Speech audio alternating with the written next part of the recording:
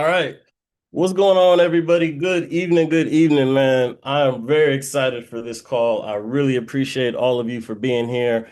We have over 150 people on this Zoom right now. So this is not something that we've done before. We're definitely doing something a little bit different, but I'm really excited. For those of you all that don't know me, my name is Joey Taylor. Most people know me as JT.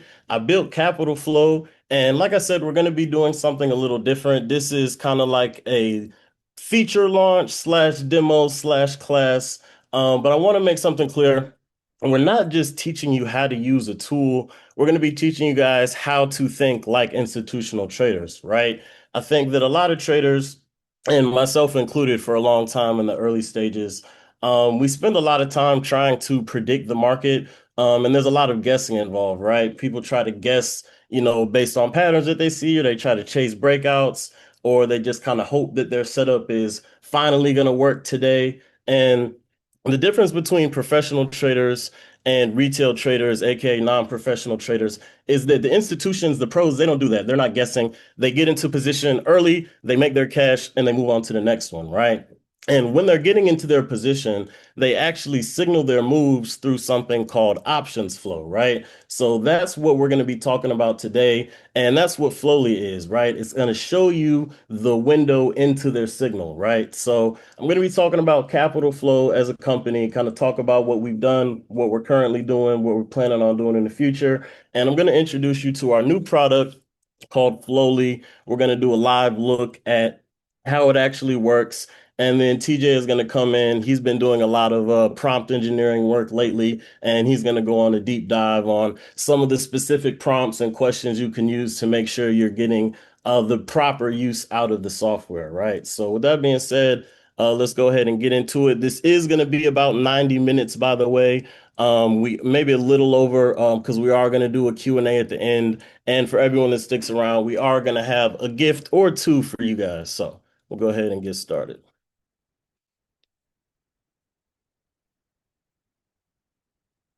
So first off, I want to talk about myself a little bit.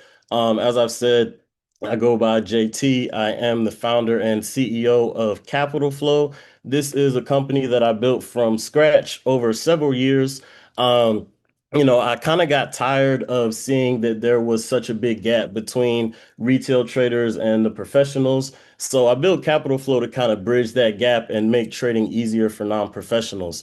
I've also built a community called Impact Investments. That's an educational and trading community that's been running for over 6 years now. And I spent a lot of time working with traders of all experience levels, beginners, pros, complete newbies with all different account sizes, from a couple $100 to people who have tens or hundreds of thousands of dollars even. And working with that many traders over these past few years, the community currently has over 3,000 people. So worked with a lot of traders, and that's where I was really able to kind of understand what people need. So when I build these tools and we're building this technology, it's not just kind of guessing what people need. We actually have real evidence from over thousands of traders. So that's kind of what we're why we're able to provide so much value through our technology now. And something else that I want to add is that these are tools that I use myself on a daily basis. I made a lot of money using Capital Flow software. I've got plenty of videos on my YouTube where I'm showing myself using it live. But I just say all that to say, I didn't just build this and, put it out to you guys. Like I know that it works because I personally use it on a regular basis myself. So now I want to talk about what Capital Flow actually does, right? So at the core, Capital Flow is a data platform, and that's kind of the boring explanation. But really, what we do is we surface institutional trades in real time, right? So the institutions, the hedge funds, the wealthy individuals, the whales, the smart money, there's a lot of kind of different names for them. But at the end of the day, what that means is people or individuals who have access to large amounts of money. They have access to probably insider information that the rest of us don't know, some of the best tools. They went to the best schools. They have degrees in finance from all the Ivy League schools, right? The real pros who are making, hundreds of millions and billions of dollars in the market. And we're tracking what they're doing in real time. So we're seeing what they're trading, we're seeing when they're trading it, we're seeing how much money that they're putting into these trades, and we're showing that data to you guys so you can follow the smart money and start making the same moves as some of the wealthiest and most successful traders on the planet, right? And there's a few ways that Capital Flow does that. Unusual activity. So when volume is kind of way above the average, that's letting us know that these institutions are pretty much getting in something early because they have some knowledge that the stock is about to move that the rest of us don't have. We show sweeps and blocks. Those are just super aggressive trades. Maybe when there's a time sensitive trade that's coming, so they're kind of being more aggressive. That lets us know, okay, the move is going to happen very soon in the near future. We're showing you that. We're showing you privately negotiated orders that we know for a fact are coming directly from the institutions. And then positioning just lets us know, are they bullish, bearish? How are they actually feeling? Like, where do they think the market's going to go for the day, or this specific sector or this specific stock, right?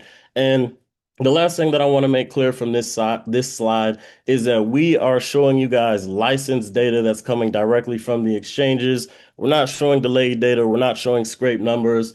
This is not vibe coded slop.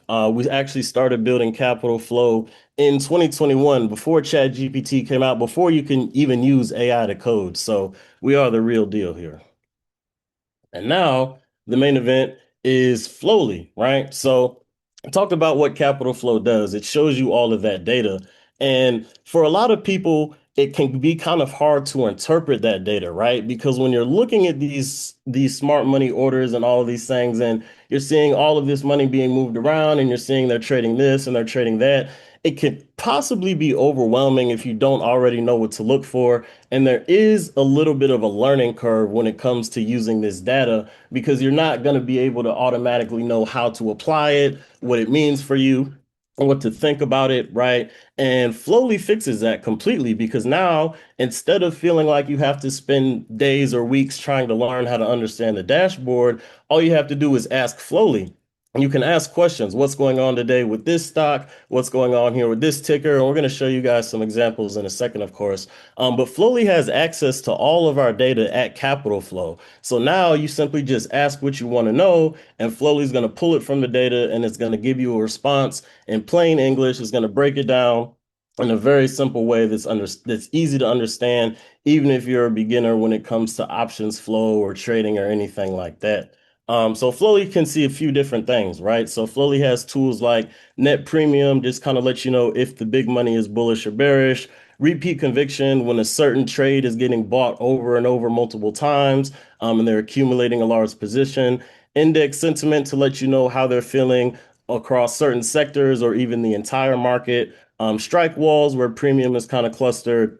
Aggressive flow, when like I said, when there's time sensitive stuff happening, and real time news, so you can actually connect the flow you're seeing to what's moving the markets as far as the headlines go. And if any of that stuff sounds kind of confusing, don't worry about it. This is just the overview. We're going to get really, really deep into the breakdowns here in a second, right? So now we're actually going to go into the Capital Flow dashboard, and we're going to take a look at what Flowly looks like. So give me a second to show you guys. Oh, don't look at that. That's not till later. All right. So this is the Capital Flow dashboard. This might look familiar to some of you guys. I know we definitely have some Capital Flow users in here. But if you've never seen this, you know we have a few things going on here. You can see immediately. This might even look like confusing. Some of you guys might be saying, like, what the heck is this? I understand. That's what Flowly is for. We're going to get into that in a second. But basically, we have a few things. We have the total put premium for the day, total call premium for the day, and then overall flow.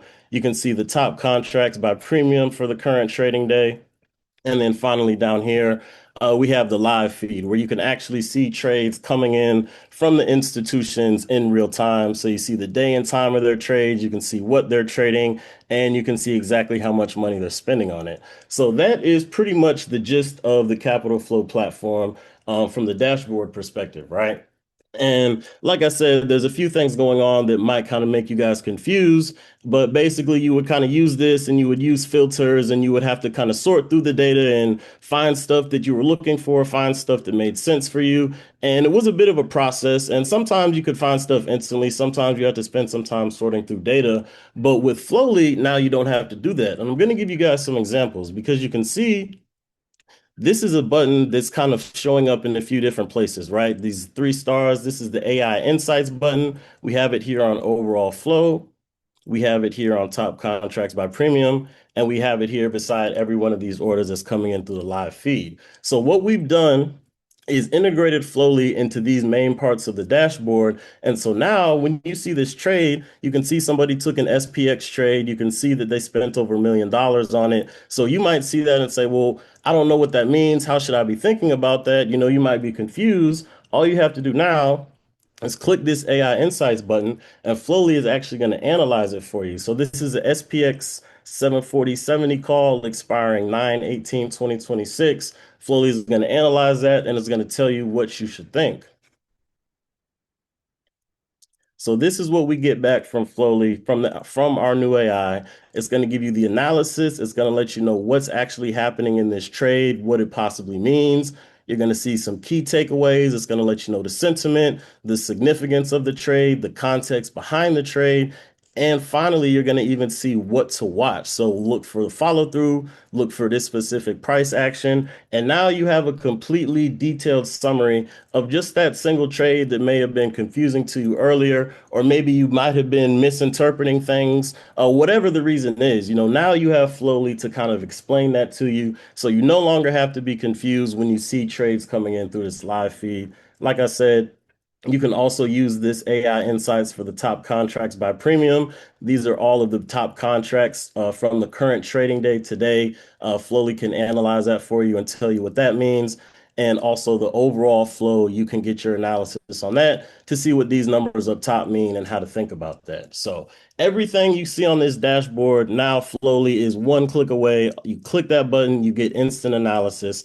And honestly, that's not even the coolest thing that Flowly does. That's just the beginning. The main thing that I wanted to show you guys is actually the chat. So you see here, the same logo, you can click this button and this actually opens a chat where now you can talk to Flowly directly inside of the Capital Flow dashboard. So we're going to go ahead and start by using one of these prompts that you see here. We're just going to see unusual activity.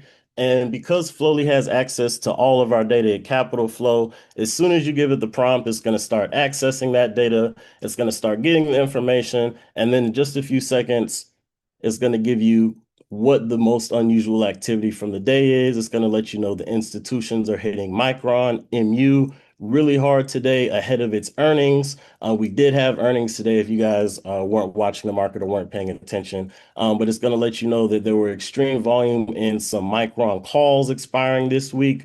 If you did take those, you made a lot of money. I think they were last up like 15%. It's letting you know about some AMD, what the unusual excuse me, what the unusual alerts or unusual flow is there. We got some QQQ and SPY, right? We got MSTR. It's going to let you know it's bearish. This is where the money's going. This is how much money is going there. These are the contracts, right? Some other names. And then finally, we get a summary that MU is the clear focus for the day, and it's going to let you know why, right? So I'm not going to read all of this for you, but you guys understand now, instead of having to look through the dashboard and search individual names and kind of see, okay, where's the most significant flow, what's kind of going on. Once again, you're just one message away. All you have to do is talk to Flowly, right? I'll show you guys one more example here when we hit the biggest premiums, and we'll see what Flowly comes back with.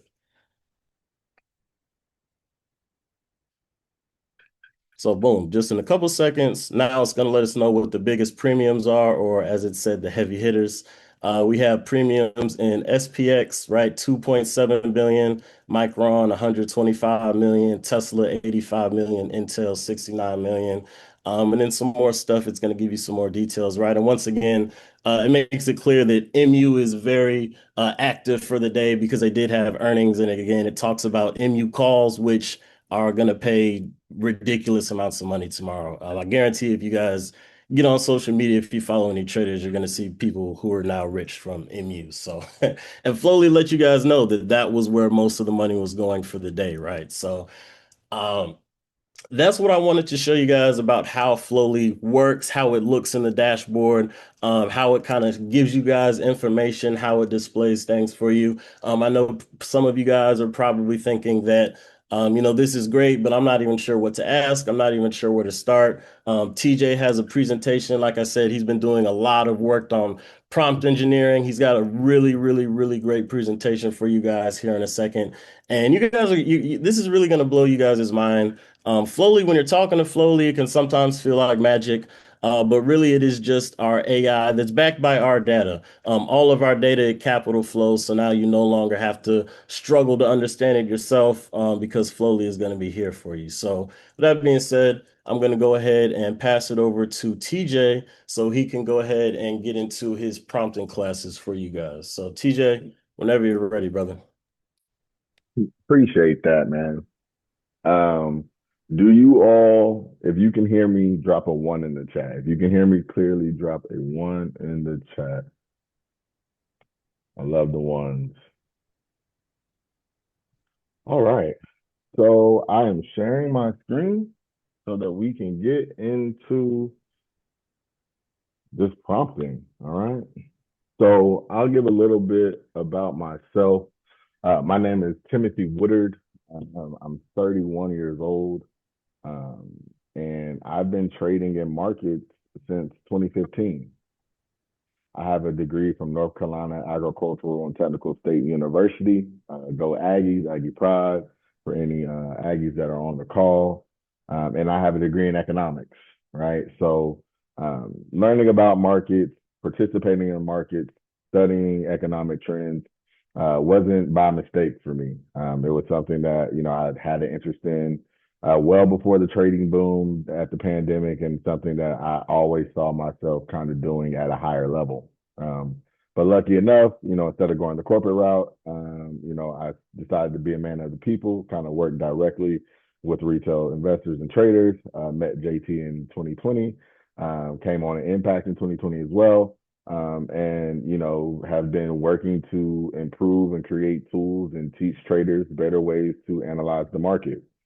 So when JT, came to me, back in 2021 about Capital Flow and told me what he wanted to do there, I was definitely happy to, participate there. And then when he came back around with Flowly and saying, hey, let's, turn it up even more, I was Hey, super TJ, excited. I'm sorry to interrupt you, man. I just because they're in the chat. The audio is a little muffled and a little low. It's like It's a we can little hear you. low. I think yeah, it's a little low. It's not bad, but it's just a little Give muffled. I me, wasn't sure if you could. yeah, I can get that. Give me 1 second. Yeah.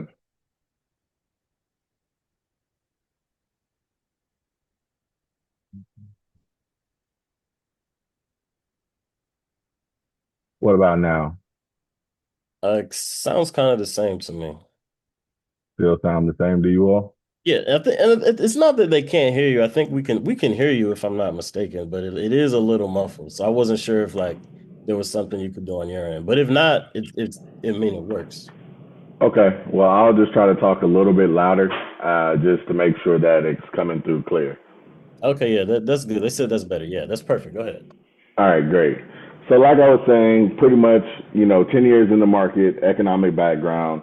And when JT was telling me that Flowly was something that he wanted to bring to market, I immediately started, chatting with the bot and working on how can I create better prompts and better inputs so that we can get a better output for the users, right? So today's class is a live training for traders on using Flowly and to translate capital flow, gamma, dealer positioning, and market structure into high conviction research that should lead to high probability trades. All right. So let's go ahead and start the slideshow. So we won't spend too much time on the class map. This is just kind of the things that we'll go over. We'll start with the foundation. I'll give you the research formula on how to implement that foundation. We'll talk about actual option flow intent. We'll talk about some things that you need to know to effectively use Flowly, which is gamma positioning, I actually have some trader prompts and playbooks that I will share with you all. And then if we have time, I will also try to do a live application of some of those trader prompts as well. All right. So as JT already kind of said and talked about, right, what Flowly is designed to do. Flowly is designed to give you additional context about environment, give you additional context about where money is flowing, to give you a different additional context about market structure.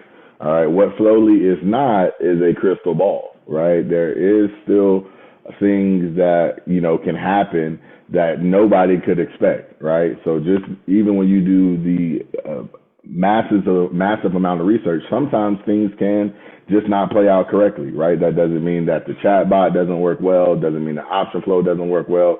Sometimes the market just pivots on the dime, all right?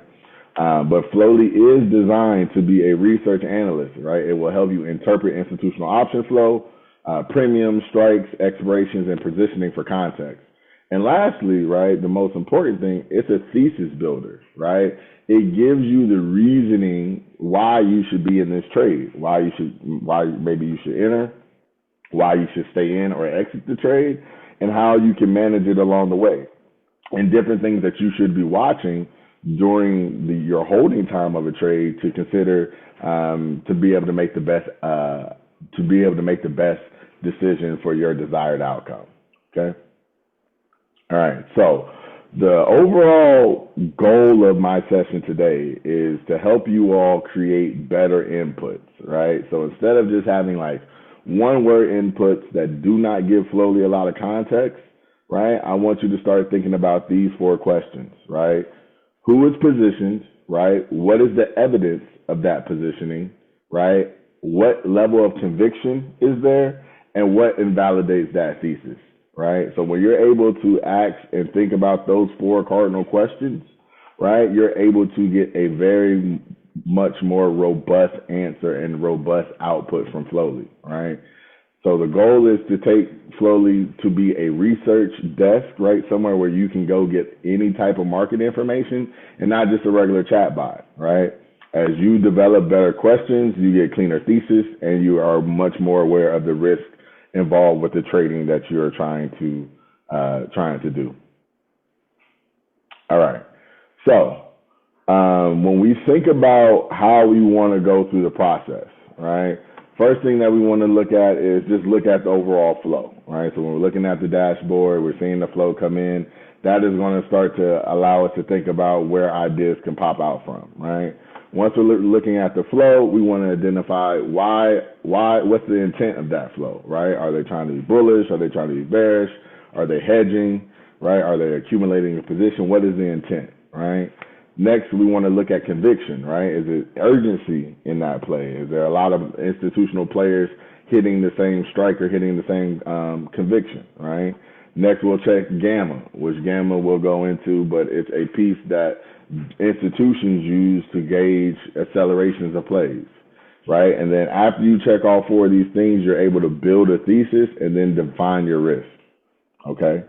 So overall, when we go through this process, this will allow you to have a very comprehensive understanding of the play or opportunity that's in front of you, okay? So again, one of the cardinal mistakes that I've seen new users or trial users of Flowly make is they have very vague inputs, right? So they'll just type NVIDIA, or they'll just say thoughts on SPY, or is MU bearish today? While Flowly is going to give you an answer, right? The less information that you give Flowly, the more you're causing it to have to guess what you want to know, right? You want to provide Flowly with as much information up front so that they can give you very direct and intentional answers, right? Because there's no point of getting a vague answer, because then you're pretty much starting you're pretty much ending where you started at, right? So again, more information that you can give Flowly up front, the better your output will be, okay?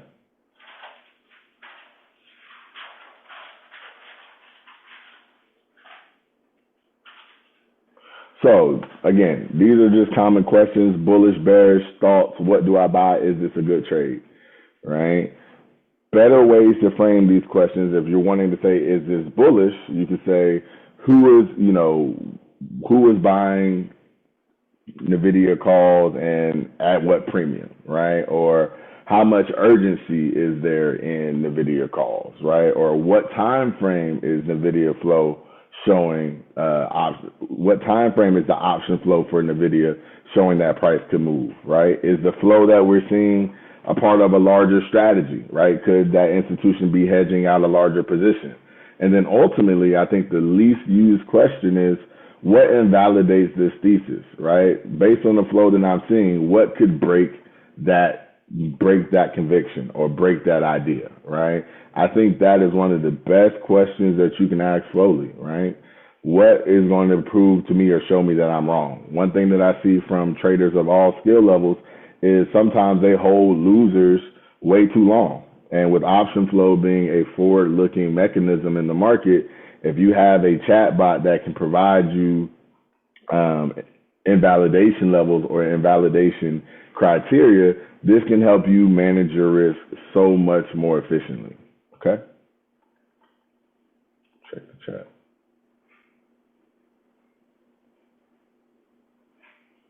All right. Can y'all still hear me all right? You can hear me all right? Drop a 5 in the chat. Great.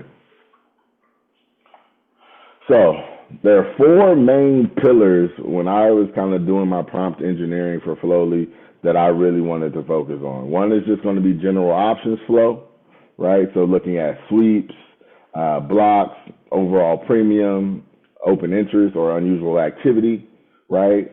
We have institutional intent, right? Are institutions accumulating a position, which means like building a position? Are they hedging, right? Are they using options as insurance, right? Are they using options to speculate, right? That a big move might be happening? Or are they using options to get rid of the inventory that they already have present, right? So being able to understand that institutional intent is something that I feel like is a major pillar for Flowly. Next is gamma and dealers, right? So gamma and dealers is a fancy way of talking about market makers and the risk that market makers take by holding positions. And I will kind of go in further into detail about that, but essentially, market makers are the people that facilitate our trades, right? They are the institutions that allow us to buy and sell positions very easily. However, to do that, they take on risk, and market makers don't like taking on a lot of risk to facilitate positions. So a lot of times through option flow, we can think about how the folks that are holding the inventory are feeling and how their actions can also influence the market, okay? And then lastly, developing very high quality trade thesis, right? Something that shows you conviction, talks about catalysts, right? Because Slowly also connects to the news, talks about risk, talks about invalidation, and actually gives you a actionable execution plan, right? Price levels to watch, targets to watch, and places to exit your trade, okay? So, module 1, the Flowly research formula, right? This is a simple 5-part structure that upgrades any weak question into an institutional research prompt. All right, y'all ready for this? If y'all are ready for the Flowly research formula, drop a 1 in the chat.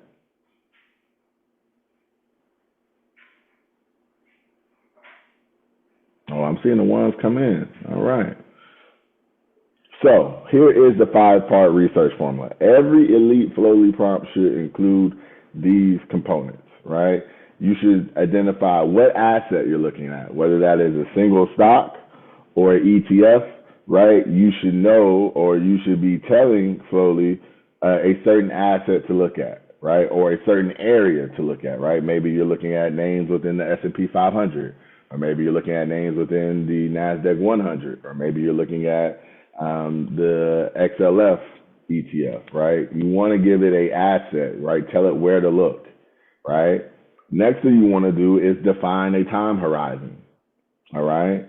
Pretty much, are you looking for short-term flow and things that are looking to play out, you know, maybe in the next hour to the intraday? Are you looking for something intra-week, right? Are you looking for something over the next 2 to 8 weeks?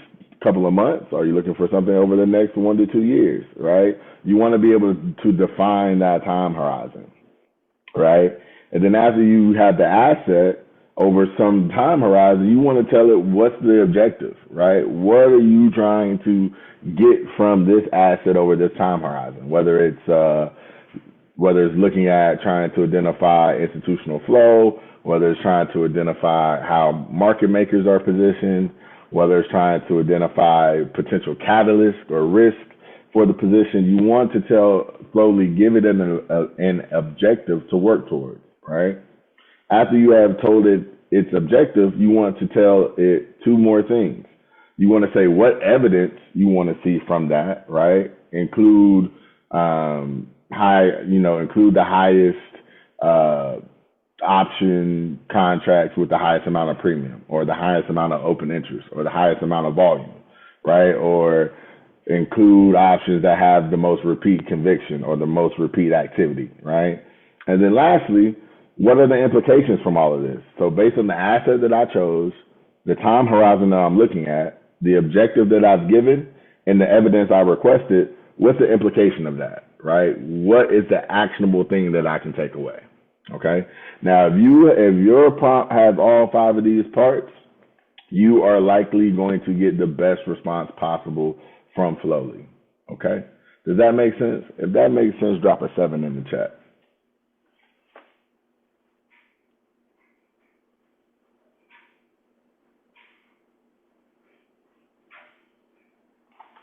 All right. Let's keep going. So I gave you all the whole formula, but of course I'm not just going to give you the formula. I'm going to break it down. Okay. So component one, the asset and context, right? The asset is more than a ticker. It can be a stock, it can be a sector, it can be an index or a theme, right? Here are some examples on the screen. Tickers, probably familiar with most of these, right? NVIDIA, Tesla, Apple, SPY, right? Or you could talk about a certain sector or industry, right? You might be interested in semiconductors. You might be interested in cybersecurity. Might be interested in nuclear names, right?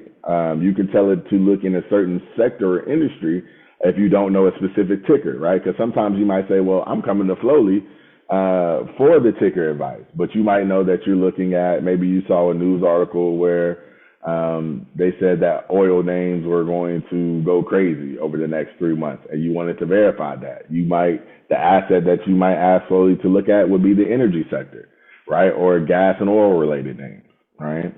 Or you could just talk about an overall theme, right? So things could be like AI infrastructure, right? Data centers, right? Risk on names versus risk off names, right? Things that are based on consumer strength or some type of economic data point, right? So again, the asset tells Flowly where you want it to look, right? So that asset and context is very, very important. And this is usually the thing that most people provide Flowly, right? When they come to it, they usually do provide it some type of asset or context, right? So component two is the time horizon, right? I've given you, again, a couple of different examples of how time horizon can be implemented or stated to Flowly, right? You could talk about intraday, right? Where you just say today, or you can go even more specific within the day, right?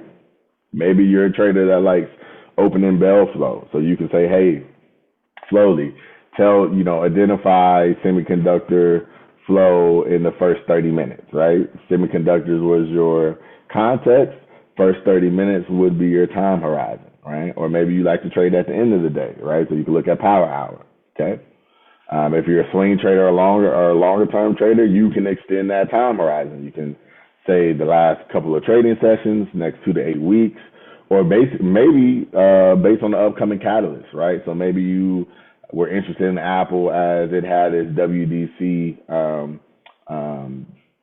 tech launch that it has every year. You want to say, okay, up until this catalyst, or historically up until this catalyst, what does flow look like, or what has flow looked like, right? So that is a way that if you're a swing trader. And for my long term traders, again, you could go 6 to 24 months out, because leaps can go out to 2 years, right? You could just say long dated contracts, right? Or you can talk about it in context for regime shifts. So you can say, hey, based on Trump's recent executive order with quantum computing stocks, what flow shows institutional intent regarding that sector, right? So that's giving it a time point and then allowing it to look out in the future to give you quality information, right? Now, if you don't give Flowly a time frame, it has to guess, right?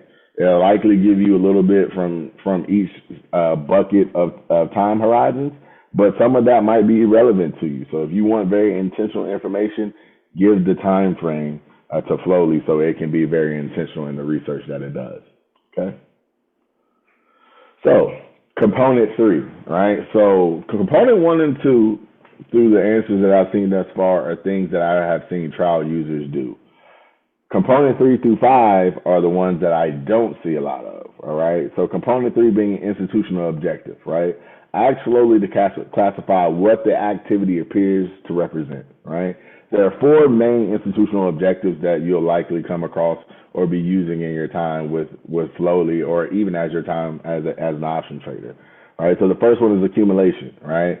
Where we see institutions slowly building position exposure over time, right? So they're not necessarily buying very large positions repeat every day, but over weeks or sessions at a time, they're slowly building positions at certain strikes and certain expirations, right? We have hedging, right? So hedging is protecting an existing position, right? So institutions have a lot more positions open than we usually do as retail traders. So a lot of times they like to have insurance, right? They like to have insurance. For an example, if an institution has bought 100,000 shares of a stock and they want downside insurance, they might buy some put leaps, right? Just to ensure that if the stock did go down, that they likely could still make some money in the medium to long term, okay? Or let's say that an institution was short 100,000 shares, right? Which means they expect the stock to go down. They might look to buy calls just in case the stock decides to go up so that they're not totally exposed, right? So when you think of hedging, you want to think of like insurance, okay? You have speculation, right? So speculation, sometimes people confuse accumulation and speculation. A lot of times speculation are going to be very fast repeat orders that usually show a little bit of extreme risk, right? So a lot of times that might be like call flow that is very far out of the money, right? 10, 20 strikes out of the money. Usually institutions don't trade that far out of the money because it does come with a lot of risk. But if we see a lot of repeat orders very far out of the money, that could show that institutions are speculating that stock could be going up for calls or down for puts, right? And then lastly, distribution, right? Whether that is exiting out a stock position or, just selling existing option positions back to the market, right? This is something that institutions can do if the market environment changes and they feel like they are overexposed, okay? So again, the 4 major institutional objectives: accumulation, hedging, speculation, and distribution, all right? So one way that you can, if you're having a lengthy conversation with Slowly, you might say, determine whether today's activity on SPX is representative of accumulation, hedging, speculation, or distribution. This allows Slowly to really look into the flow to say, okay, either the market is just kind of slowly consolidating, which is likely be accumulation, or they're speculating on a high volatility move, right, which could be like those aggressive moves up or aggressive moves down that we've seen recently, or maybe the market is preparing for some type of volatility event, like we have FMOC coming up.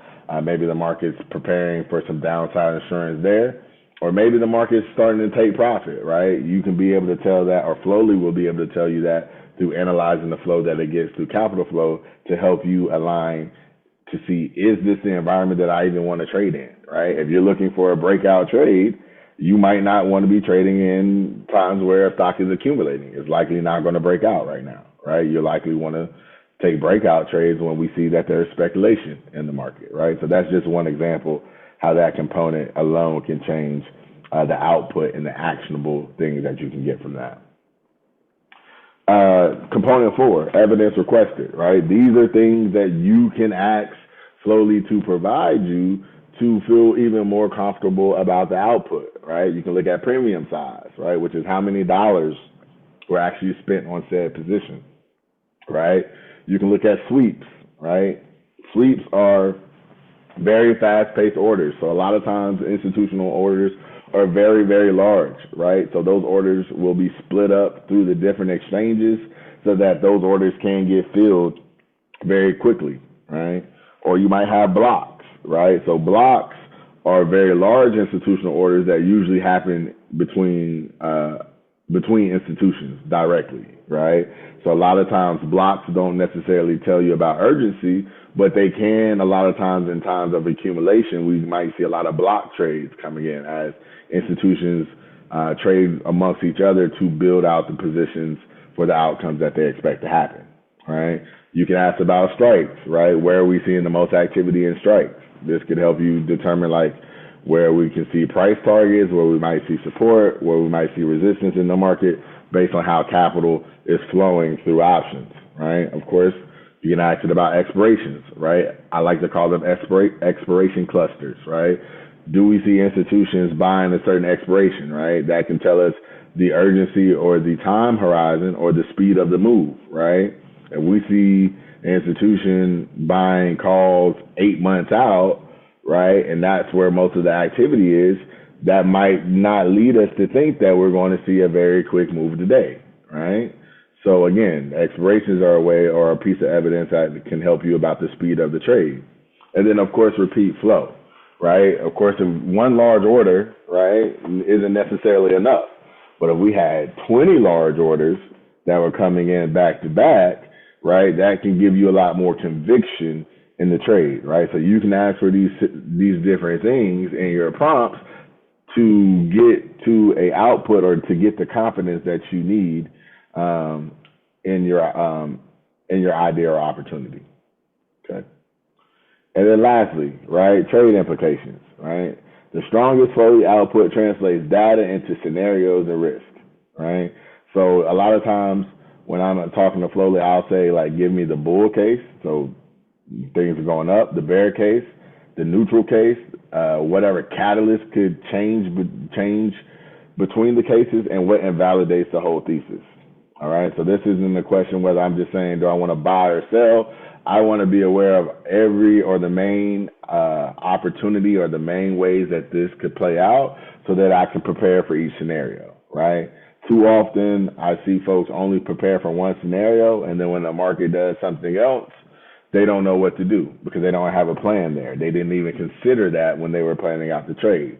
Well, this makes it a lot easier because before that used to be very hard, right, to think about each one of these cases, right? But when you have a chat bot or a research analyst bot like Flowly, right, it can help you develop these cases to be able to take action quicker and to be able to dissect information much faster, okay?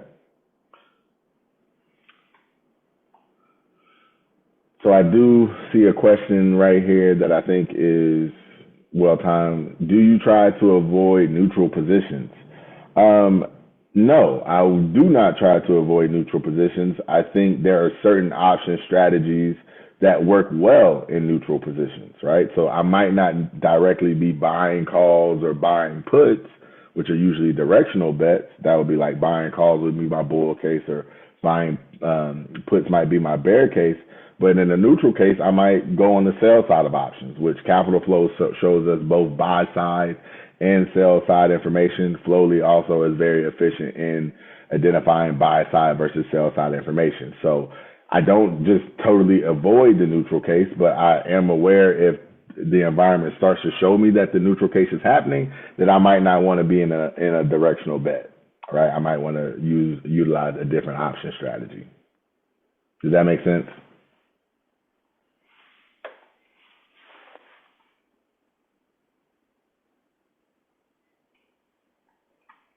Great. So that right there in the module 1 was the formula, right? The formula in which most of the prompts that you'll see in later modules are built from, right? Now, before we actually get to the prompting, I want to make sure that you all have some clear understanding of some key option flow concepts, so that as you read the outputs and as you start to ask slowly better questions, you know the information or you can understand what you're asking slowly to do. Okay. So again, just some quick vocabulary around flow that you'll hear when people are talking about option flow, or that you'll see slowly put out in its outputs, right? So as I said earlier, sweeps or aggressive orders are routed across multiple exchanges, often signals urgency, right? So a lot of people don't know that there are 13 major stock exchanges in the U.S., right? So orders can be routed through any one of those 13 at any given time, right? So a lot of times institutions will use multiple exchanges, especially if they want to get in a trade fast, because they don't want to have a huge price impact by just putting the order on one exchange. And they want to make sure that they get the necessary size that they want. So they'll break up that order amongst multiple exchanges, right? Block orders, right? Usually are very large in size, and as I said earlier, usually institution to institution. All right. Premium, again, is a dollar value committed to any contract position, right? And then open interest is any existing contracts that remain open. So when a contract is available to trade, as people trade and hold that position, as long as that position isn't exercised, and what I mean by exercise is that you actually follow through with whatever option you have. If it's calls, you're actually buying the 100 shares. If it's puts, you're actually selling the 100 shares. If you're not exercising your position, that contract is counted in open interest. Okay. All right. So conviction, when we think about option flow, again, is not just in one print, right? There are four things that we want to see alignment with when we think of high conviction, right? We want to see size, right? Large premium relative to normal activity, right?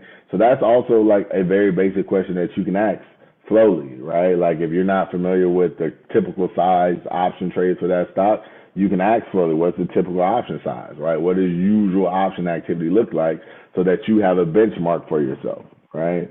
You have urgency, right? How many, are we seeing sweeps, right? Are we seeing institutions break up large orders across multiple exchanges to ensure that they're able to get in position, right? Multiple sweeps, so sweeps alone, but multiple sweeps going into repetition, right, can show us that conviction is growing. So first, we have a large size, right? Then we see with that large size is urgency, right? After that urgency, we see repeat urgency. We see repeat sweeps. We see repeat blocks, right? And usually we're going to want to see some type of correlation with that repetition, right? Whether it's the same ticker, same direction, same general strike area, or same expiration date, right? And then the last part, alignment, right? When you're able to see that the flow that you see that's coming through the dashboard is also aligning with the technical analysis that we're seeing on the chart, the overall sentiment that is prevalent in that sector, or align with whatever possible catalyst might be coming in the future, right? So when you have size, urgency, repetition, and alignment, right, that is when you know that you have a that is when you know that you have a high conviction opportunity in front of you. Oh yeah, the teaching line is upside down. My bad. And pretty much it just says, I'll read it. One aggressive print is interesting. Repeat alignment. Repeated aligned premium is worth a real investigation. So when you're seeing all four of these pillars in a opportunity, that definitely should lead you to want to investigate more and to possibly position yourself to take advantage of that trade.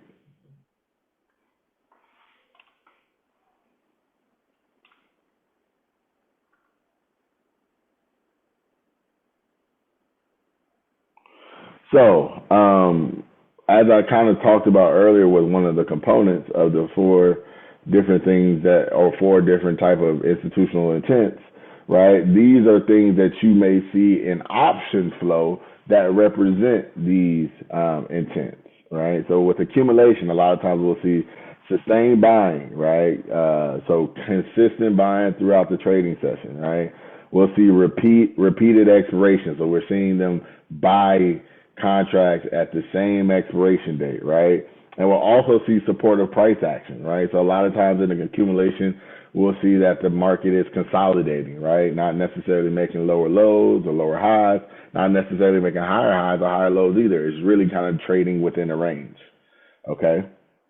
So a lot of times when we see that, if you're just looking at flow raw, those are some things that you would be looking for to know that you're in a state of accumulation.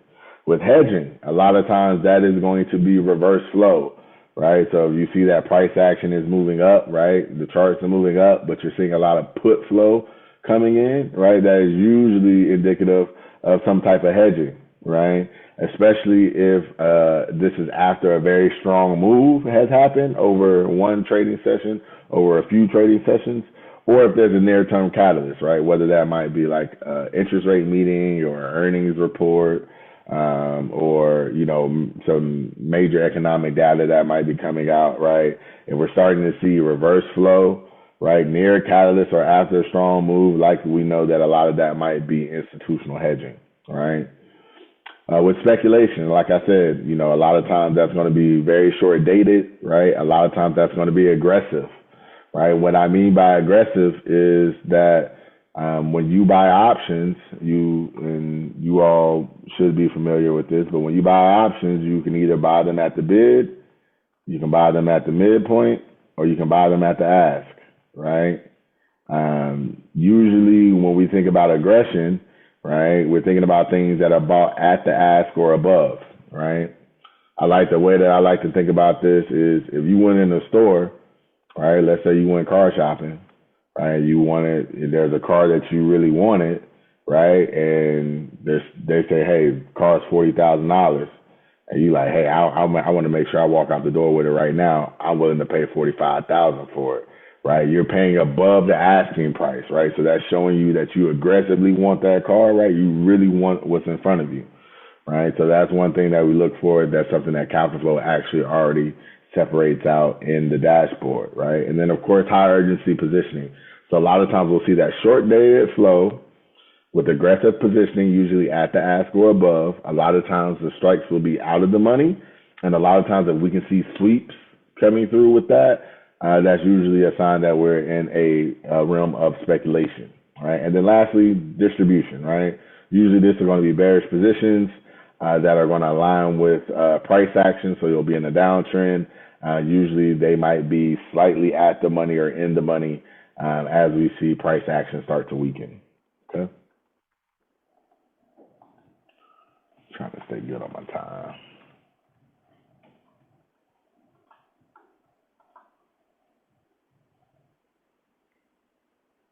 So, again, with everything that we talked about thus far, right, I'm going to show y'all the difference between level 1, level 2, and level 3 prompting. Level 1, you just say, hey, Flowly, NVIDIA, right? Flowly's going to tell you a lot. It's still going to be quality information, but it's going to be a lot, and it's going to be, I'm not going to say all over the place, but it's going to give you a lot more information than you're actually needing to make a decision, right? So level 2 prompt might be analyze today's NVIDIA institutional option flow. Okay, here at least we did give it context, right? And we did give it time horizon, right? And we kind of gave it a little bit of evidence with the institutional option flow. But again, still leaves a lot for Flowly to decide really what you want, right? When we think about a level 3 prompt, right? Analyze NVIDIA's institutional option flow over the last 5 sessions. Determine where activity represents accumulation, hedging, speculation, or distribution. Include premium strikes, expiration, and repeat positioning. Gamma exposure, dealer positioning, catalyst, and a validation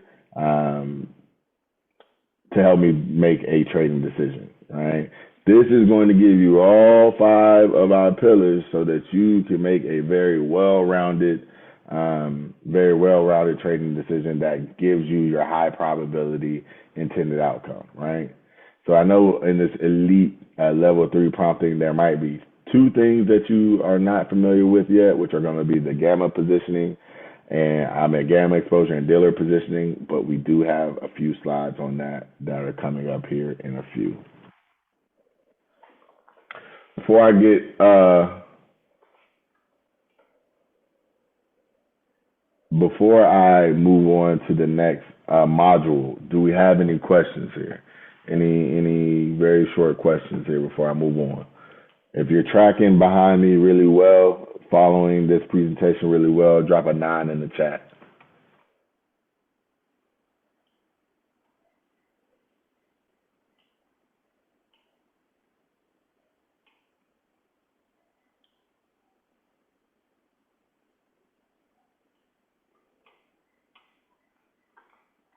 Okay, I did see we had one quick question about open interest. I won't spend too much time on that, but again, open interest is essentially contracts that are not closed at the end of the trading day. So open interest, here's the best way that I can give you this. Open interest represents participation. If there's high open interest, that means there are a lot of people sitting in the marketplace, right? So when there's not a lot of open interest, think about going to a farmer's market and there's 2 customers and 2 farmers, right? There's not a lot of interest in that farmer's market. Let's say you go right down the street and there's 500 farmers and 2,000 customers. That is an area, that is a booming marketplace that would have high open interest if it was an option chain. There's a lot of participation there, which likely means that there's a lot of movement in price, which also will help you get the best price, right? When there are not a lot of people buying and selling things, you usually don't get the best price, right? Because usually whoever's selling it has pricing control. But when there are a lot of buyers and sellers in the same markets, that's when prices usually are pretty tight. Think about when you go to the grocery store, right? Things that have multiple brands, usually you see those prices are a little bit closer to each other. Things that only have a few brands, usually you see a lot of difference in pricing, right? Because there are not too many different options for you to go, okay?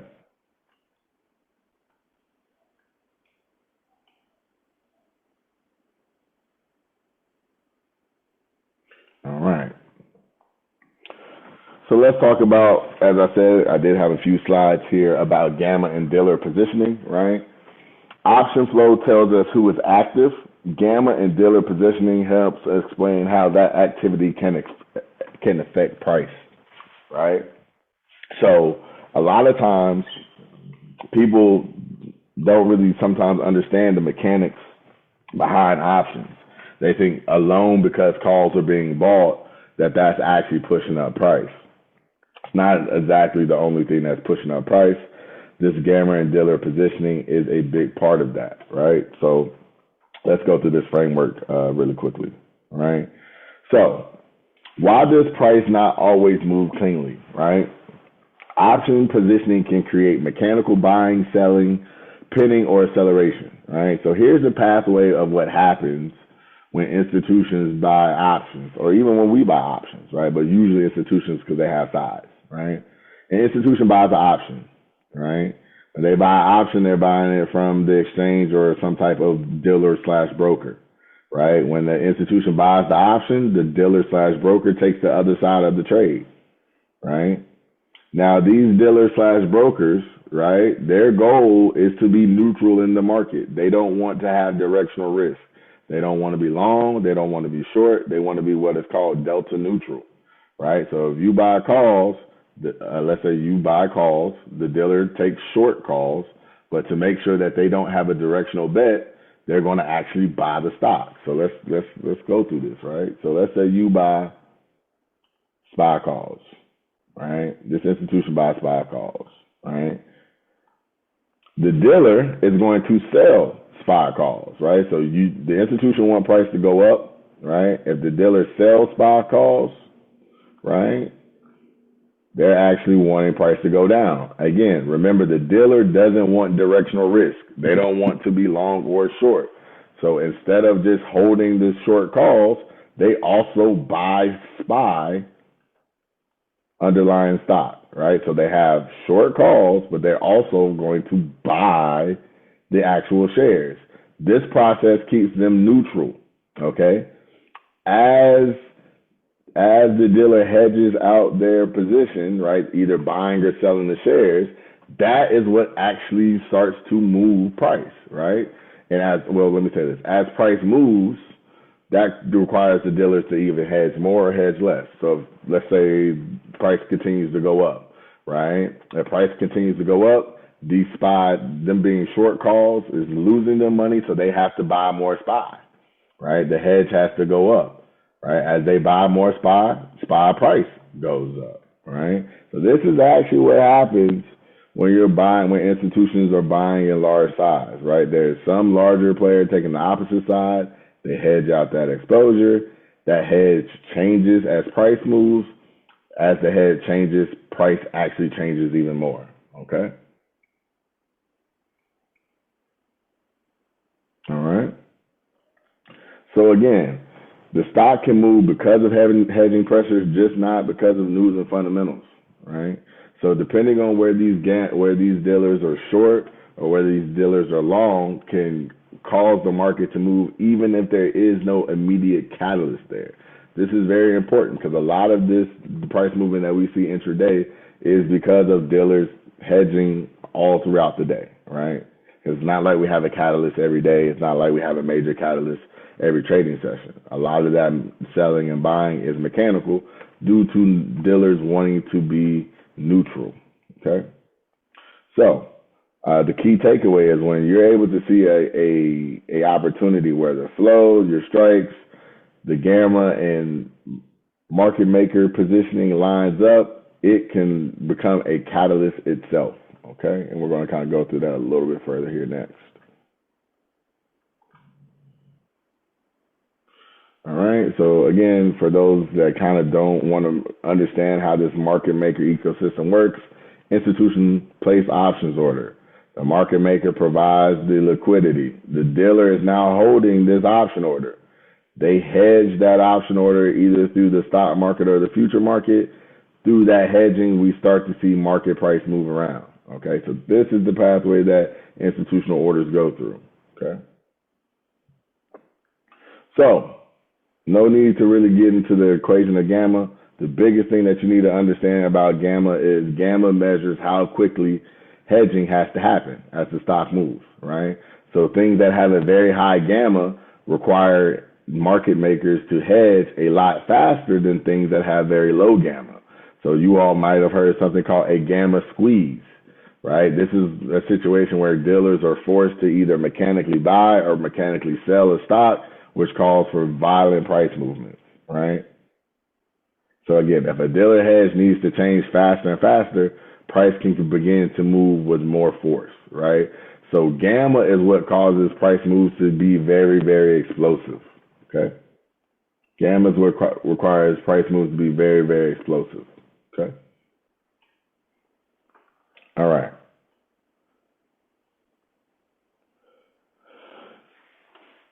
So when gamma is positive in the market, and this is something that Flo will tell you, when gamma is positive in the market, that usually is going to dampen volatility, right? That means price is usually going to revert back to the average, right? That means a lot of times dealers are going to sell into strength and they're going to buy into weakness, right?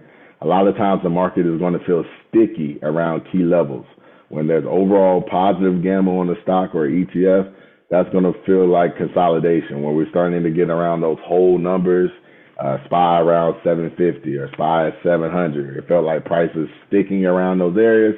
A lot of times that's because we were in a positive gamma environment. All right.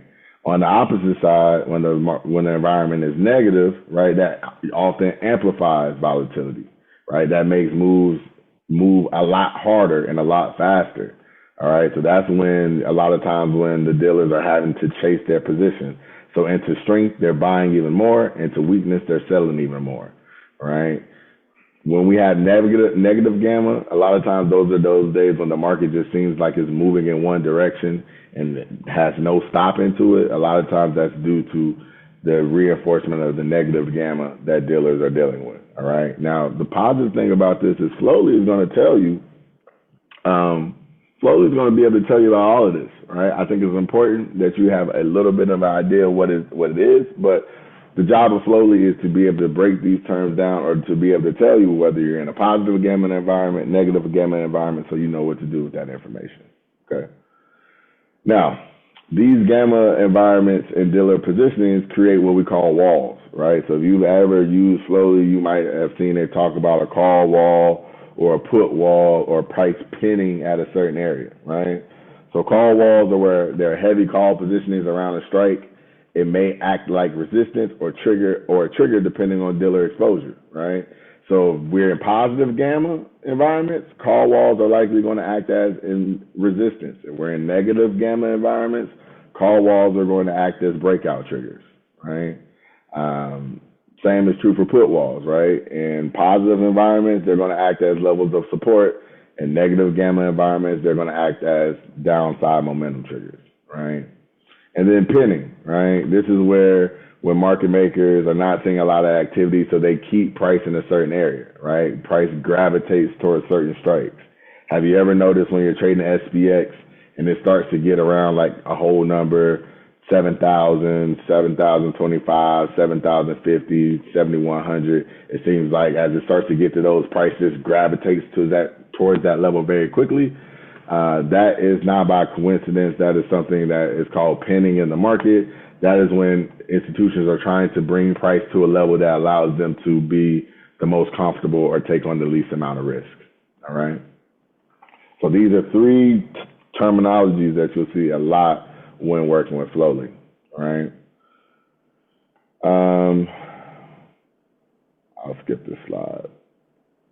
So here are four main prompts that you can use to identify gamma positioning and dealer positioning, right?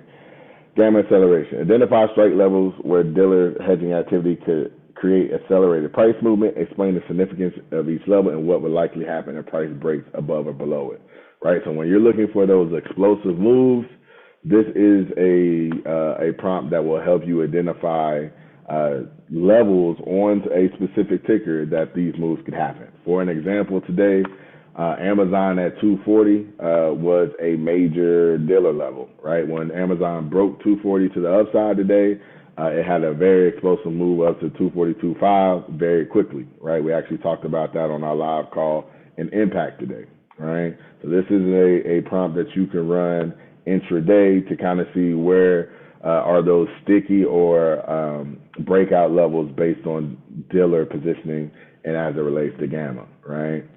Pinning risk, right? This prompt is used very well to identify areas and where price is going to gravitate to and maybe not move away from, right? So let's just say you're noticing that price is consolidating a lot today and you're wanting to know, do we have a breakout risk, right?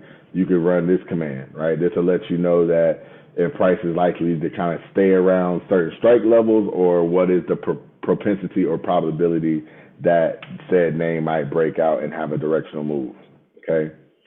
Dealer positioning, kind of similar to the gamma acceleration. This just allows us to understand where the big players, and not even just the institutions, but the people that provide inventory to these institutions, how are they positioned, right? And how can I make sure I'm well aligned to capitalize from their movements, okay?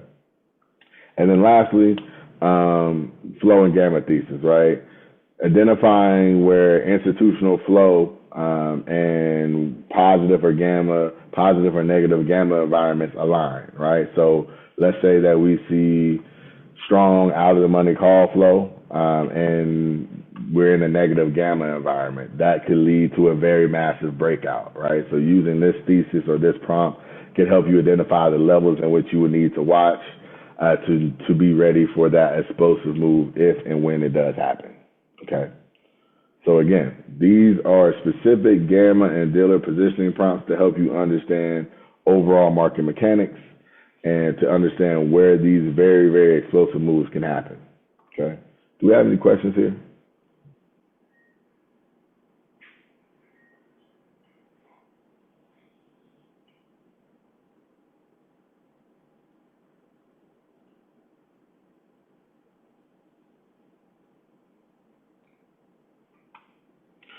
Gamma is a Greek, right? Gamma is one of the 5 major Greeks. Yes, sir. right? Gamma is the Greek that matters again most to institutions, right? So through these two areas, we talked about a little bit about the option flow, talked a little bit about the dealer flow, talked a little bit about gamma. That gives you at least a beginner foundation of how do you start to understand option flow and understand some of the words that are being put out by Flowly. Let's get into really why y'all are here. All right, let's get into really why you are here. Okay. I've also developed, just like one of the prompts that Mark dropped in the chat, some a little bit more actionable trader prompts that can help you depending on the time frame that you're interested in. All right. So I have day trading prompts, swing trading prompts, and leap trading prompts. So the first one's going to be day trading. Right.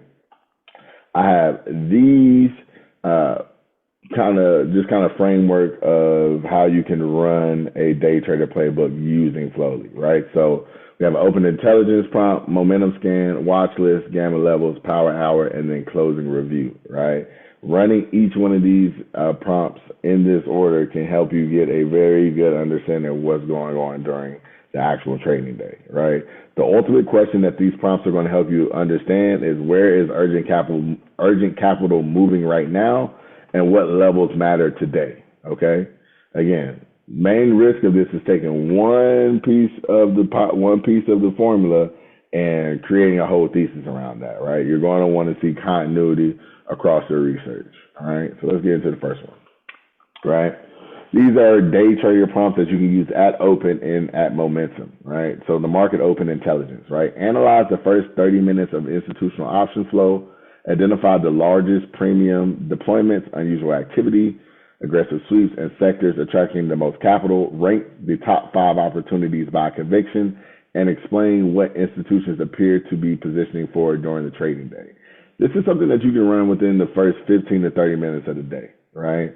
When I ran this today, when we were on our live call, one of the opportunities that popped up, and I think I might actually have that up.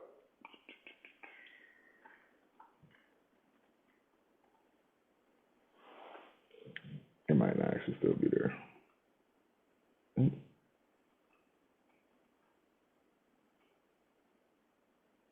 So I did run that today.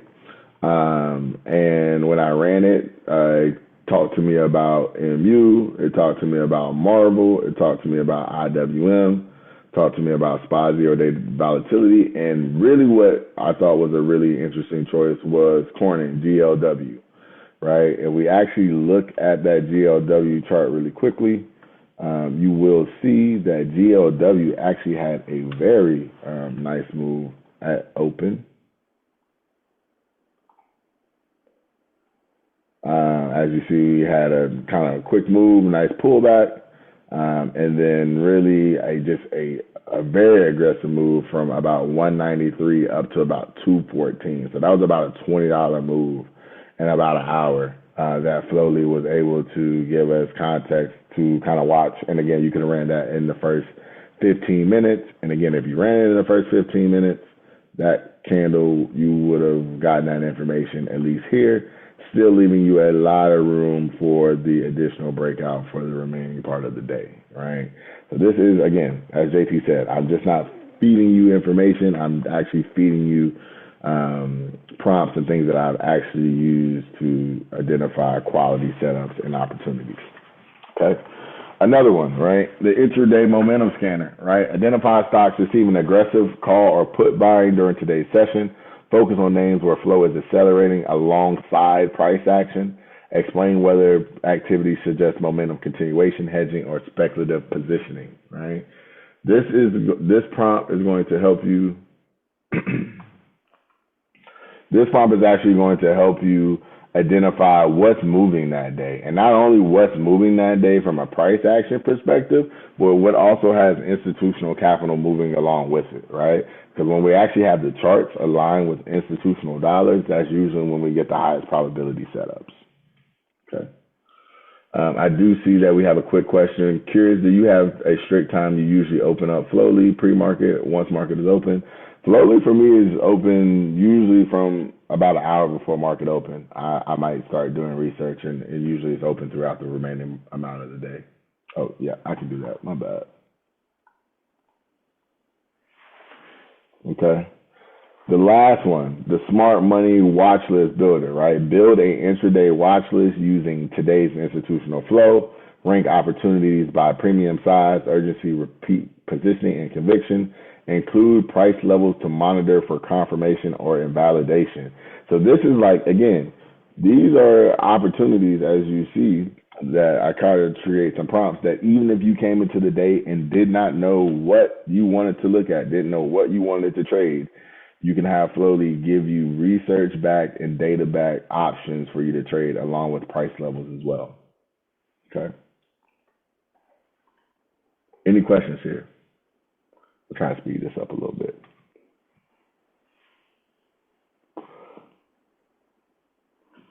Now, these specific prompts are going to give you are going to prevent tunnel vision during volatile sessions, right?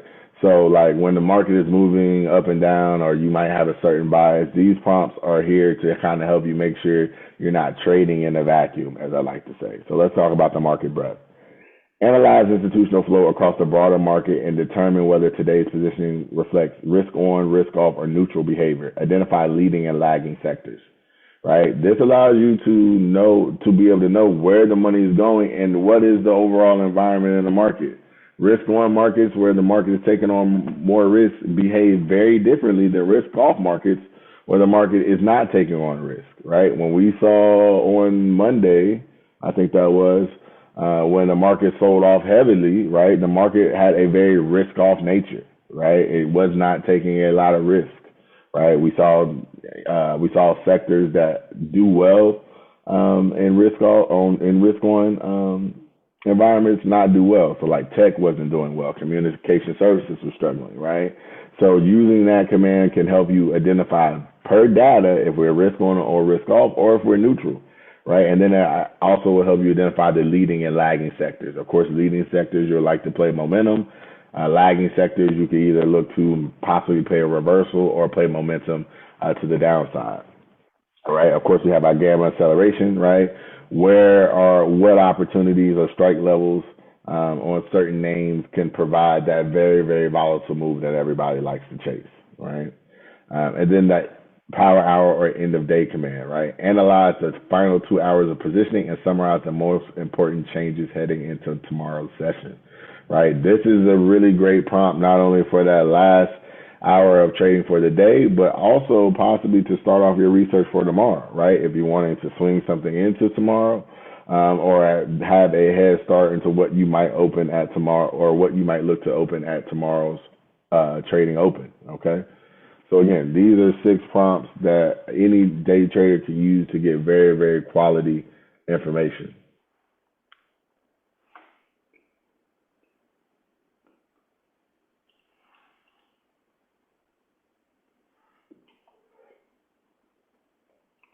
Okay. So if we're thinking about a workflow, right, you can ask a market open prompt, rank the top names. You can check your price alignment. You can check those acceleration levels. Make sure you have invalidation for your thesis, and then monitor it into close, right? The goal is not to trade every flow print. The goal is to create a focused watch list and wait for your confirmations. Okay.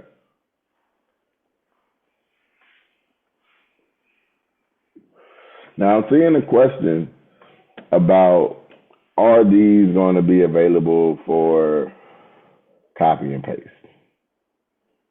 Well, what I will say is I do have a handbook ready to go. That might be the gift that is coming out later, or I haven't decided exactly what I want to do with that yet. But I will make some of these available for you all to be able to copy and paste. All right, so let's get into the swing trader playbook, right? Here, the objective is to find 2 to 8 week opportunities supported by sustained institutional positioning, right? So the framework is identifying accumulation, showing where the conviction is, tying that to some type of catalyst, making sure that's aligned with market structure, identifying your risk, and then developing the full thesis, right? So the question that you're asking yourself is capital building a position with enough time and evidence to support follow through, right? The main risk of, trying to use this playbook is entering position before the thesis has enough time, catalyst, and structure behind it, right? So trying to front run the position before you're actually getting too much, before you actually get the confirmation needed to increase your probability of a successful outcome. Okay.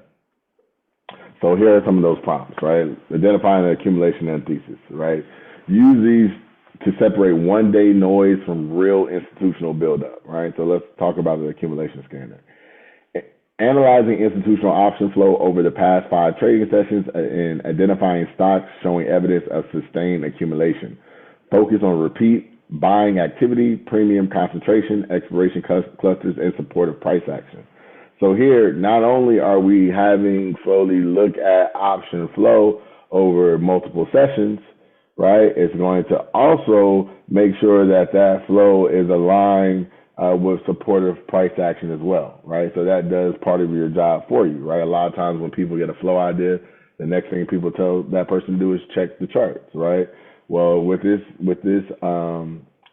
prompt, it's automatically checking the flow against the charts to give you the most high conviction setups. Okay. The next one, institutional thesis builder, right? And this is probably one of my favorite swing prompts because I'm a swing trader myself, right? Construct a complete institutional trade thesis for ticker, whatever ticker that may be. Analyze premium deployment, strike concentrations, expiration clusters, repeat positioning, and conviction levels. Explain what institutions appear to be anticipating over the next 2 to 8 weeks. The reason why I really like this prompt is because it's going to develop or give you an output not just for one bias, right? You're going to get a bear case, you're going to get a bull case, and you're going to get a neutral case as well. So again, you're coming into your trade prepared for all possible outcomes, right? I think a prepared trader is a profitable trader, right? So this is one of my favorite prompts to use when trying to build that trade thesis behind a swing trade that I might have identified through other avenues. Okay. And then lastly, the conviction ranking, right? Rank the top 10 swing trading opportunities based on institutional conviction. Evaluate premium size, position consistency, repeat participation, sector alignment, and market structure. Again, taking all of the things that we look at via option flow manually and having Flowly go through and sort and aggregate that information and then ranking it, all right? Allowing you to work faster to then see what opportunities align with your risk management, with your account size, okay?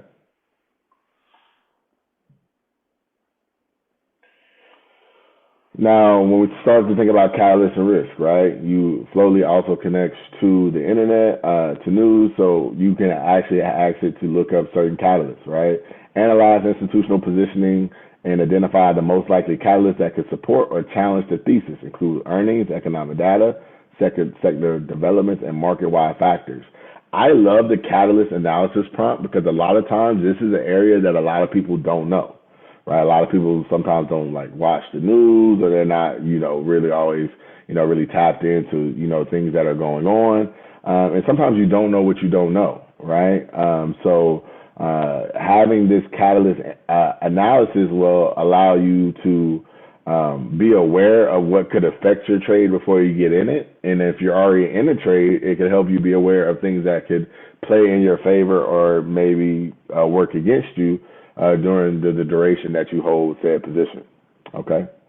Of course, bull versus bear, right? Present the strongest bullish and bearish interpretations of an institutional positioning for said ticker. Evaluate the evidence for both sides and determine which thesis carries greater conviction, right? We know that stocks can move in either direction, right? I love to be able to, I might have a thought on which way that the market may be going, right? But to be able to see both sides of the coin and then have evidence on which side is really winning the war or the battle definitely gives me conviction to enter and hold my positions even longer. And then lastly, risk assessment, right? Identify what developments would invalidate the current thesis, include price levels, flow changes, sector weakness, macro risk, and dealer positioning shifts. Right? This again tells you what would invalidate your trade, right?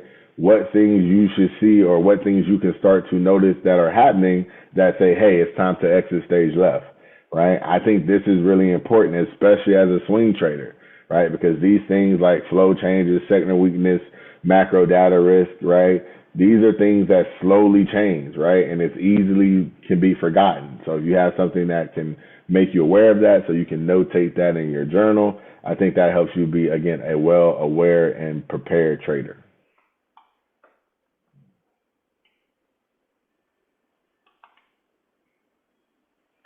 All right. Again, so here's a weekly routine as a swing trader, right? A repeatable process that kind of removes that emotional trade selection that a lot of novice and even experts suffer from, right? On earlier part of the week, right? Find the stocks that are showing that accumulation, right? On Tuesday, start to verify the conviction of that accumulation, right? On Wednesday, start to compare price and flow. Thursday, assess your risk. Right. Friday, build next week's watch list. Right. Swing traders are not chasing the loudest trade. They're building evidence across days. Right. If anybody knows me as a swing trader, they know a lot of times it takes me multiple days to get in a position. Right. From the moment something comes onto my radar to the moment I actually enter that trade, it can be a few days before I actually take entry because I don't want to get faked out of just one good day or two good days. I want to see conviction and flow build up to show me that there's real, true institutional conviction and opportunity in front of me. Okay.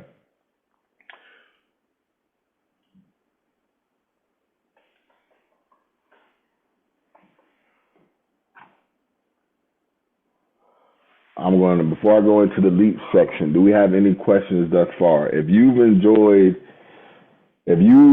resonate with the day trading prompts more, type day in the chat. If you like the swing prompt more, type swing in the chat. If you like both, type both.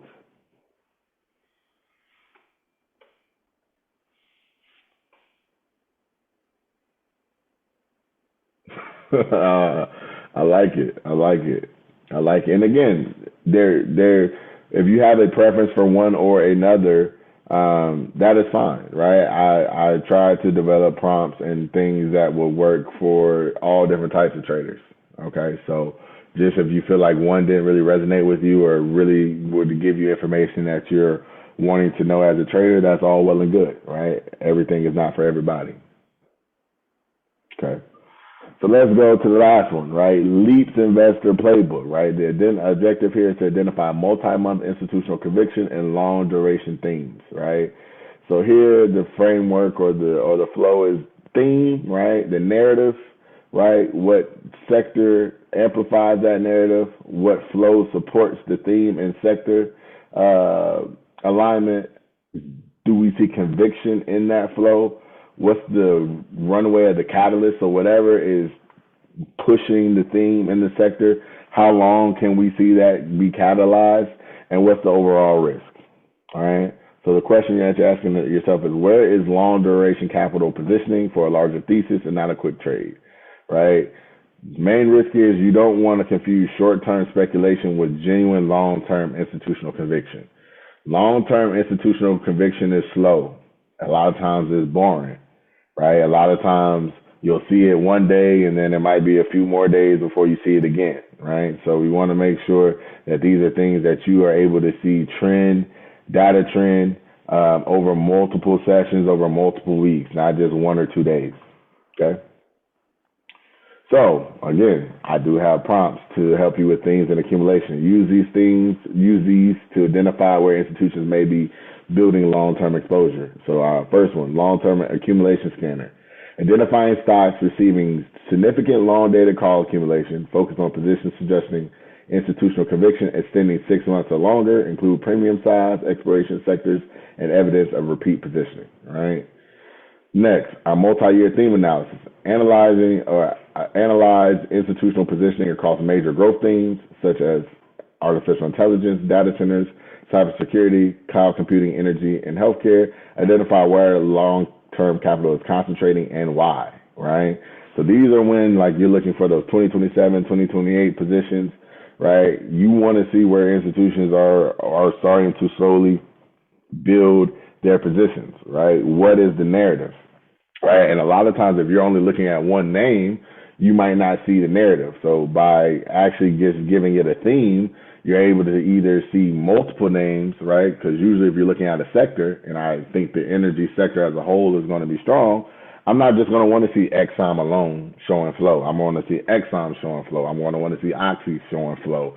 I want to see Chevron showing flow, right? I'm going to want to see a lot of the leaders in that sector showing flow across the board. That shows me that that theme likely has legs, okay? And then lastly, similar to the swing thesis, right? Build a long-term and institutional investment thesis for XYZ ticker, analyze long-dated positioning, conviction levels, strategic catalysts, sector leadership, and key risk over the next 6 to 24 months. Okay. Now, these are going to be prompts that if you have a demanding job, right, you can't necessarily focus on the market, but you want to have exposure to things over longer periods of time. These prompts are going to help you identify where you should be allocating your dollars, right, where your focus should be, right. This is going to help you more efficiently move through the market. Okay.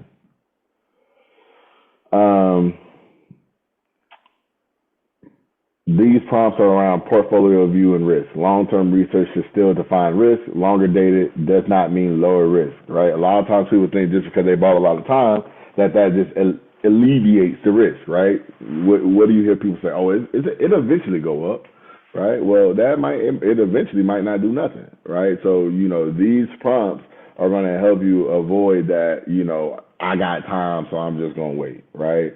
So one of the prompts, if managing a long-term growth portfolio, identify the 5 stocks receiving the strongest institutional support.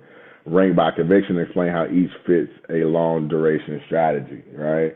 So this is for our investors that you're looking maybe just to buy equity, right? You can see if Flowly was a manager, where would it allocate dollars, right? You could even tell Flowly in this prompt to give it an actual dollar amount. Let's say if you were managing a long-term growth portfolio of $10,000, right, or of $5,000, right? Identify the 5 stocks receiving the strong institutional support that you would invest in, right? And then rank it by conviction, right? Or our sector leadership prompt, right? Determine what sectors are attracting the greatest amount of long-dated institutional capital, identifying emerging leaders, weakening sectors, and future growth areas, right? So through running this sector leadership right now, let's just run that.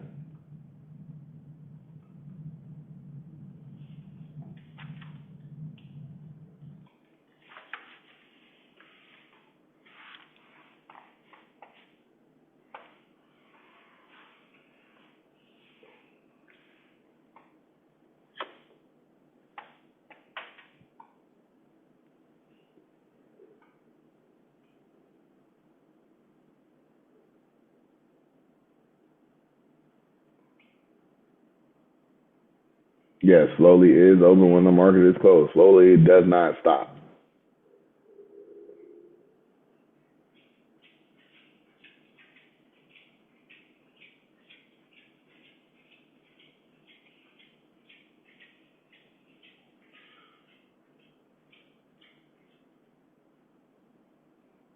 All right.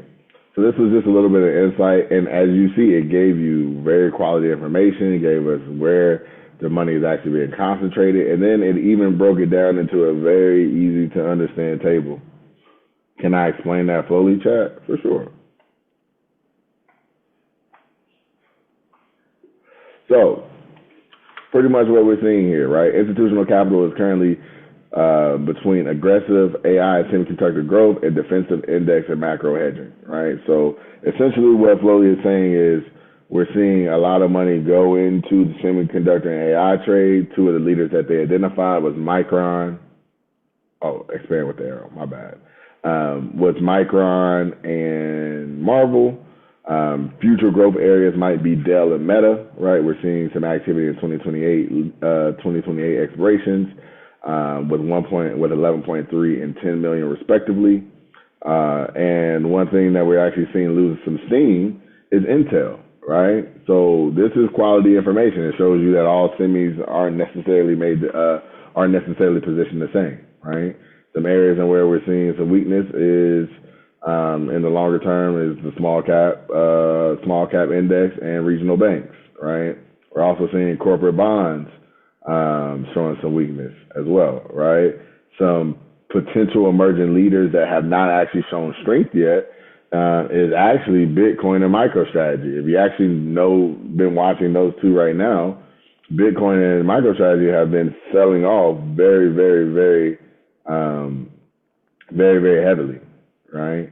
But they're saying even though we are seeing some of this aggressive, even though we're seeing some of this aggressive put flow, what it also says is this is often represents collateralized positioning or complex hedging for large spot holdings. So one of those situations where institutions are holding a lot, they're buying downside insurance.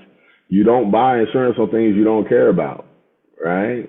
So yeah, there might be some decent long-term put flow, but that put flow is ensuring larger equity positions, right? So that might be a narrative, despite in the short term, we're seeing bearish action in crypto, and the long term is looking like institutions are preparing to possibly see a return to the upside, still while protecting themselves to the downside, right? And then of course we're seeing some overall weakness in gold, which was leading the market late 2025. Okay. And then the long-term risk. Analyze primary risks facing current long-dated institutional positions, include economic, sector-specific, and company-specific developments that can challenge this thesis. I think for any leap position that you have, this is a mandatory prompt to run, right? Because again, you don't know what you don't know, right? Sometimes there could be an elephant standing in front of your face and you might not even see it. So this allows you to make sure that you don't miss any elephants in the room, okay?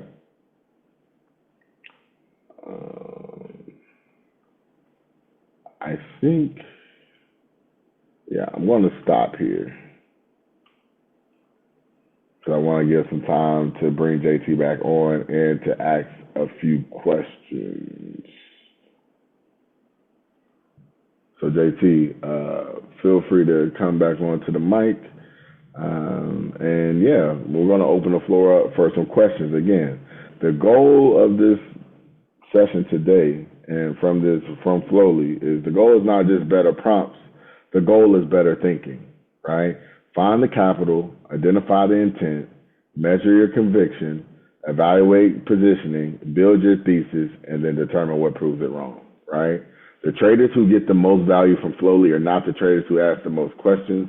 They are the traders who ask the best questions. And I'm hoping that folks that attended this class today are going to be able to ask Flowly the best questions possible so that they're able to get the best results possible. Okay?